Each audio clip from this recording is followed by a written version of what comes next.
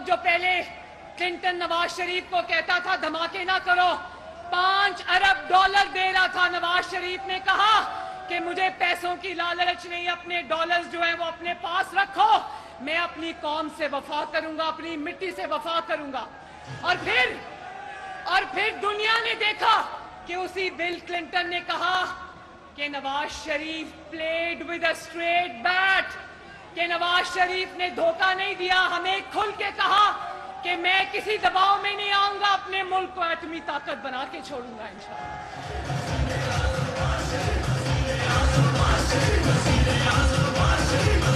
Clinton के 5 अरब dollar की पेशकश को ठुकराते हुए नवाज शरीफ ने कहा, मुझे पैसों की लालच नहीं,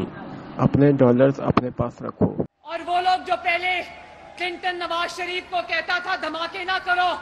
5 अरब डॉलर दे रहा था, नवाज शरीफ ने कहा कि मुझे पैसों की लालच नहीं, अपने डॉलर्स जो है वो अपने पास रखो, मैं अपनी कौम से वफा करूंगा, अपनी मिट्टी से वफा करूंगा।